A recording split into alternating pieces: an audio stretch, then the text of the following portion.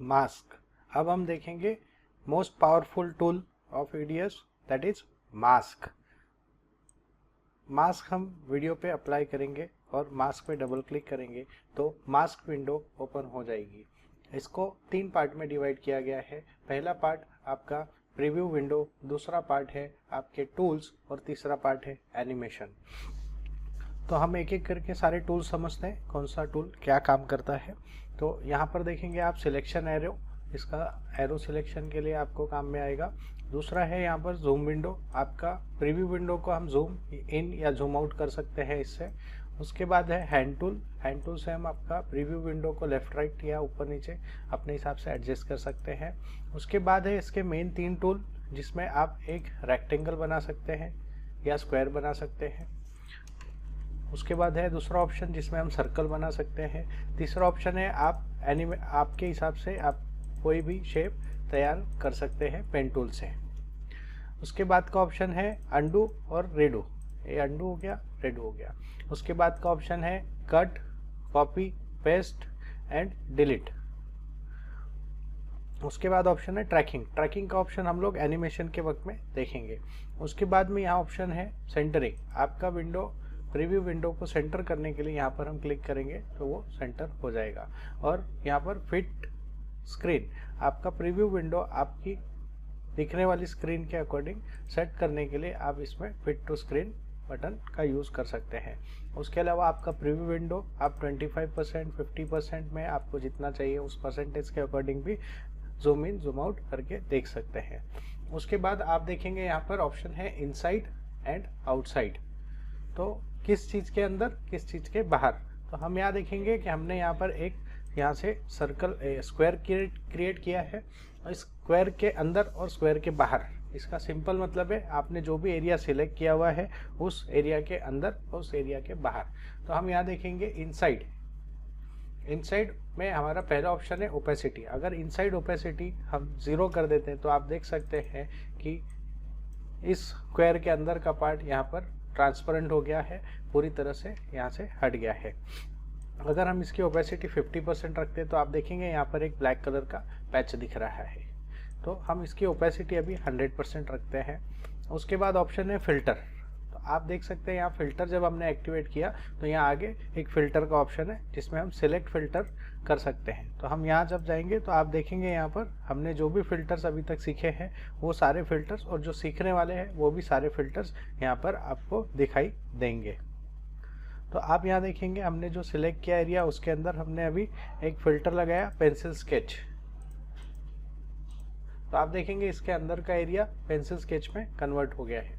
और ये जो भी फिल्टर आप सिलेक्ट करते हैं उस फिल्टर का सेटअप यहाँ से ओपन कर सकते हैं। तो आप देखेंगे यहाँ पर हमने उसका सेटअप से उसको जो भी इंटेंसिटी कम ज़्यादा करनी थी वो कर ली। उसके बाद यहाँ ऑप्शन है स्ट्रेंथ, आपने जो फिल्टर लगाया वो कितना परसेंटेज में दिखना चाहिए। अगर आप चाहते हैं कि वो हल्का हल्का दिखे तो देखिए अब यहाँ पे थोड़ा थोड़ा दिखेगा 10% में। आप चाहते हैं कि 50% दिखे, 50% ना दिखे, तो आप देखेंगे यहाँ पे 50% आपका इफेक्ट यहाँ दिख रहा है। और आप इसको 100% रखना चाहते हैं तो ये आप देखेंगे 100% फिल्टर आपका दिख रहा है। तो ये हो गया आपका इनसाइड फिल्टर। इसका मतलब आपने जो एरिया सिलेक्ट किया है उसके अंदर और बाहर आप कोई भी फिल्टर लगा सकते हैं। तो हमने अभी अंदर लगा के देखा, अब हम बाहर लगा के देखेंगे। तो हमारा ये एरिया सिलेक्टेड है और इसके बाहर की ओपेसिटी यहाँ से हम लोग 0 कर देते हैं। तो देखेंगे आपने जो एरिया सिलेक्ट कर रखा है उसके बाहर का एरिया की ओपेसिटी 0 हो गई है। आप इससे 50% करेंगे तो बाहर का एरिया 50% ओपेसिटी में दिखेगा और अंदर फुल ओपेसिटी में दिख रहा है। उसके अलावा अभी यहाँ पर हम लोग 100% ओपेसिटी कर देते हैं और यहाँ फिल्टर एक्टिवेट करेंगे। फिल्टर ऑप्शन में जाएंगे और यहाँ पर हमने जैसे पहले फिल्टर्स लिए थे वैसे फिल्टर कोई भी हम लोग यहाँ ले सकते हैं। जैसे हमने यहाँ पर अभी ले लिया मोसाइक, तो आप देखेंगे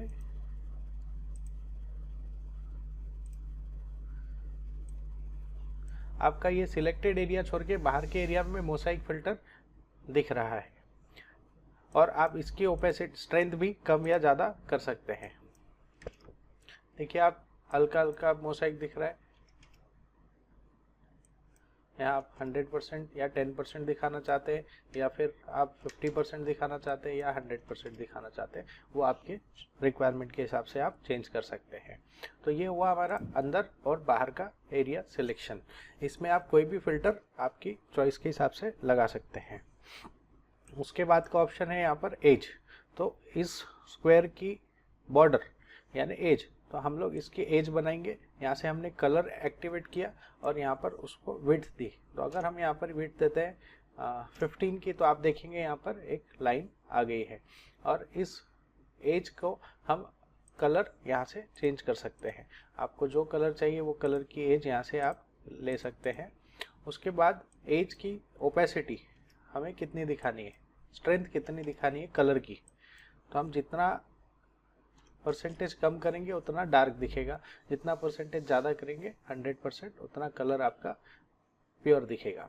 उसके बाद ऑप्शन है सॉफ्ट, एज सॉफ्ट करने का। तो आप देखेंगे यहाँ पर हमने कलर एक्टिवेट रखा है और सॉफ्ट को क्लिक करने के बाद में हम यहाँ पर एज को सॉफ्ट करने के लिए यहाँ परसेंटेज बढ़ाएंगे। तो यहाँ देखते हैं हम लोग 500 का परसेंटेज बढ़ाते हैं तो भी एज आपकी सॉफ्ट हो जाएगी और 10% भी आपकी एज सॉफ्ट हो जाएगी। अगर आप यहाँ पे कलर एज नहीं लेते हैं और यहाँ पर आपने कोई फिल्टर अप्लाई किया है और सॉफ्ट एक्टिवेट करेंगे, तो आप देखेंगे कि आपका जो भी फिल्टर लगा हुआ है ये आपका सॉफ्ट होके आपके वीडियो के साथ में मर्ज हो जा रहा है। उसके नीचे ऑप्शन है साइड। आप देखेंगे कि ये अंदर की तरफ और बाहर की तरफ दोनों तरफ सॉफ्ट हो रहा है। अगर हम लोग इसको इनसाइड सॉफ्ट करेंगे तो सिर्फ अंदर की तरफ सॉफ्ट होगा, अगर आप इसको आउटसाइड करेंगे तो सिर्फ बाहर की तरफ सॉफ्ट होगा, और अगर आप यहाँ बोथ करेंगे तो इस बॉर्डर के अंदर और बाहर दोनों तरफ सॉफ्ट होगा। उसके बाद का ऑप्शन है यहाँ पर एंकर, पोजीशन और स्केल। तो एंकर और पोजीशन यानी आपका लेफ्ट राइट मूवमेंट या टॉप बॉटम मूवमेंट। उसके बाद स्केलिंग का ऑप्शन है, तो आप स्केल यहाँ से भी कम ज़्यादा कर सकते हैं या फिर यहाँ से भी आप इसकी स्केल कम या ज़्यादा कर सकते हैं। उसके बाद ऑप्शन है रोटेशन। तो आप इसको रोटेट भी कर सकते हैं। आपको ट्रायंगल चाहिए, तिरछा चाहिए तो आप तिरछा बना सकते हैं उसको। जितना डिग्री आपको रोटेशन चाहिए आप इसका रोटेशन दे सकते हैं। तो ये हो गए आपके मास्क के टूल्स। अब हम देखेंगे इसमें एनिमेशन कैसे क्रिएट करेंगे। तो एनिमेशन के लिए सबसे पहले आपको डिसाइड करना है कि आपने क्या फ़िल्टर यूज़ करना है। तो हम पहले यहाँ से फ़िल्टर को रिमूव कर देते हैं, कोई भी फ़िल्टर हम यहाँ पर नहीं दिखाएंगे।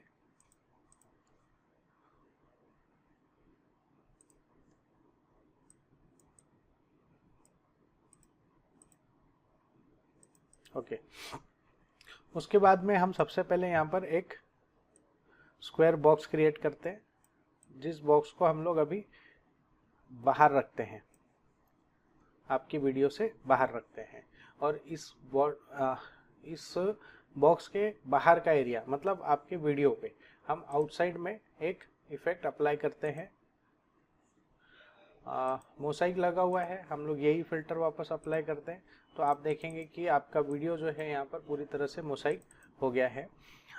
इतना करने के बाद में आपको करना यह है कि यहाँ से मास्क एक्टिवेट करना है। मास्क एक्टिवेट करने के बाद में मास्क की फ्रेम यहाँ पर एक्टिवेट हो जाएगी, और ये की फ्रेम को आप जैसे क्लिक करेंगे यहाँ पर आप टाइमलाइन पे देखेंगे कि की फ्रेम एक्टिवेट हो गया है। अब यहाँ पर ये एक्टिवेट होने के बाद आपको डिसाइड करना है कि आपने ये बॉक्स जो बनाया हुआ है ये कहाँ रखना है। तो आपने इसको इनिशियल पोजीशन दिया, यहाँ पर रखना है। फिर आप एक डिस्टेंस जहाँ तक आपको मोशन चाहिए उस जगह तक का आपका कर्सर ले जाएंगे, और उसके बाद में फिर हम यहाँ पर की फ्रेम लगा देंगे। की फ्रेम लगाने के बाद हम अपना ये जो बॉक्स बनाया हुआ है इसको उसकी दूसरी लोकेशन पे ले जाएंगे, जहाँ तक आपको ले जाना है उस लोकेशन तक आप इसे ले जाइए, और उसके बाद में हम इसे ओके करके बाहर आ जाएंगे। तो आप देख सकते हैं यहाँ पर क्या हुआ।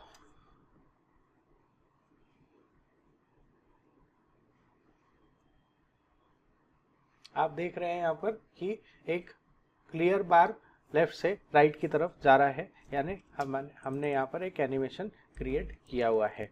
इस एनिमेशन को हम लोग यहाँ से डिलीट कर देते हैं। इसके बाद आप सर्कल से भी ऐसा ही कर सकते हैं। यहाँ पर हमने एक सर्कल बनाया और यहाँ से हमने की फ्रेम एक्टिवेट की। की फ्रेम एक्टिवेट करने के बाद में हमने इसमें मोसाइक लगाया हुआ है आउटसाइड।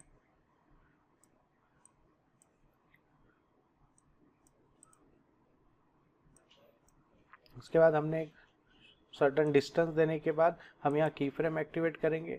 हम अपना सर्कल सिलेक्ट करके इस सर्कल को एक्सटेंड कर देंगे जितना आपको चाहिए उतना। तो आप देख सकते हैं यहाँ पर मोशन आपका क्रिएट हो गया है।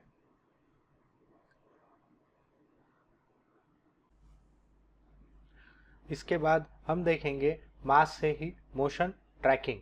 तो मोशन ट्रैकिंग के लिए आपको मास्क वीडियो पे अप्लाई करना है। अप्लाई करने के बाद में मास्क ओपन करेंगे हम लोग। ओपन करने के बाद में मोशन ट्रैकिंग का मेन काम है फॉलो करना। तो आप यहाँ देखेंगे हम कि एक सर्कल मैंने यहाँ बनाया है। इस सर्कल के अंदर हम एक बेसिक फिल्टर अभी लगा देते हैं, कोई भी।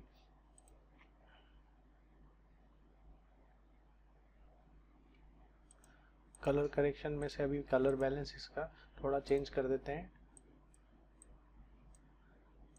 तो आप देखेंगे यहाँ पर एक पैच तैयार हो गया है और आप ये देखेंगे कि जैसे वीडियो हम प्ले करते हैं आपका पैच जो है वो उसी जगह पर है और वीडियो अलग जगह पे मूव करता जा रहा है। तो मोशन ट्रैकिंग का ऑप्शन इस चीज़ को मैनेज करने के लिए यूज़ किया जाता है। तो अभी हम देखेंगे यहाँ से हमने मास्क एक्टिवेट किया है। मास्क एक्टिवेट करने के बाद में हम यहाँ पे की फ्रेम एक्टिवेट कर देंगे। की फ्रेम एक्टिवेट करने के बाद आप यहाँ देखेंगे ट्रैकिंग का ऑप्शन दिया हुआ है। तो इसमें हमारे पास ऑप्शन है फॉरवर्ड ट्रैकिंग और बैकवर्ड ट्रैकिंग। तो यहाँ से भी आप फॉरवर्ड ट्रैकिंग और बैकवर्ड ट्रैकिंग एक्टिवेट कर सकते हैं। उसके बाद में यहाँ से हमने जैसे ही ट्रैक फॉरवर्ड एक्टिवेट किया, आप देखेंगे कि ये आपके सब्जेक्ट को फॉलो कर रहा है और फॉलो करके उसकी वो जिस जगह जा रहा है उसी जगह पर आपका पैच भी जा रहा है।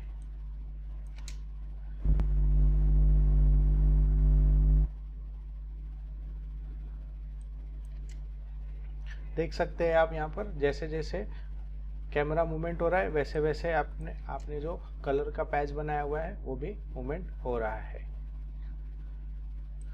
आप इसका यूज़ और भी दूसरे तरीके से कर सकते हैं। सपोज हमने इसको यहाँ पर पेन टूल लेके की फ्रेम लगा दिया, उसके बाद पेन टूल सिलेक्ट किया और हम यहाँ से इसको कट करके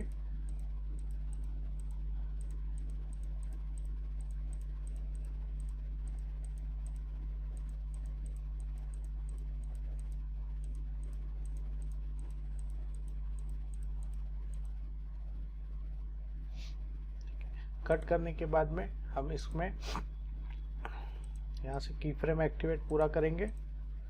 कट करने के बाद में इसकी आउटसाइड ओपेसिटी हम लोग 0 कर देते हैं। तो आप देखेंगे ये इतना पोर्शन कट गया है। अगर मैं अभी इसे मोशन ट्रैकिंग नहीं करता हूँ या ट्रैकिंग नहीं करता हूँ और यहाँ से कर्सर मूव करता हूँ तो देखेंगे आप आपने जो कट किया हुआ पार्ट है वो एक जगह स्टेबल है और वीडियो जो है वो अलग अलग जगह पे मूव कर रहा है। तो जब हमारा ऐसा कुछ काम करना होता है तब हम यहाँ पर ट्रैकिंग एक्टिवेट करेंगे। तो आप देख सकते हैं कि ये वीडियो और आपकी कटिंग दोनों एक साथ में मूव कर रही है। तो अभी आप देख सकते हैं यहाँ से प्ले करके आपका सब्जेक्ट और आपकी कटिंग एक साथ मूव कर रही है। इसे ही हम लोग मोशन ट्रैकिंग कहेंगे।